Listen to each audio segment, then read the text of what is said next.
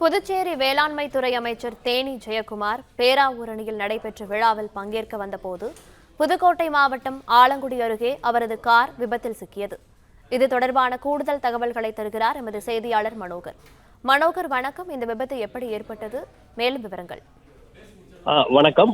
புதுச்சேரி வேளாண் துறை அமைச்சர் தேனி ஜெயக்குமார் புதுக்கோட்டை அருகே விபத்தில் சிக்கிய சம்பவம் பெரும் பரபரப்பை ஏற்படுத்தியுள்ளது.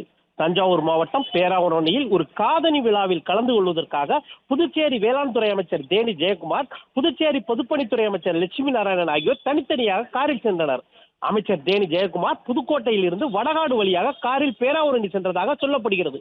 அப்போது புதுக்கோட்டை மாவட்டம் ஆலங்குடி அருகே மாங்காடு பூச்சிக்கடை சாலையில் முதியவர் ஒருவர் இருசக்கர வாகனத்தில் சாலையின் குறுக்கே வர முயன்ற போது அவர் மீது வாகனத்தை மோதாமல் இருப்பதற்காக காரை ஓரமாக செல்ல முயன்ற போது சாலை ஓரம் கிடந்த பெரிய சிமெண்ட் கல்லில் மோதியுள்ளது.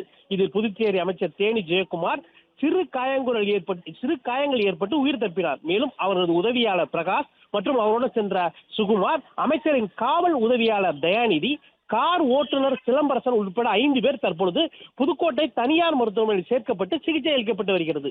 தற்பொழுது அதே காதணி விழாவிற்கு புதுச்சேரி பொதுப்பணித்துறை அமைச்சர் லட்சுமி நாராயணன் பட்டுக்கோட்டை வழியாக பேராவூரணி வந்து காதணி விழாவில் கலந்து கொண்ட போது அமைச்சர் தேனி ஜெயக்குமார் விபத்தில் சிக்கினார் என்ற தகவல் அறிந்தவுடன் தற்பொழுது அவரும் புதுக்கோட்டைக்கு வந்து புதுக்கோட்டை தனியார் மருத்துவமனையில் சிகிச்சை பெற்று வரும் தேனி ஜெயக்குமாரை நலம் விசாரித்தார். தற்பொழுது பாண்டிச்சேரி அமைச்சர் தேனி ஜெயக்குமார் நலமுடன் சிகிச்சை பெற்று வருவதாக மருத்துவமனை வட்டாரங்கள் தகவல் தெரிவிக்கின்றன.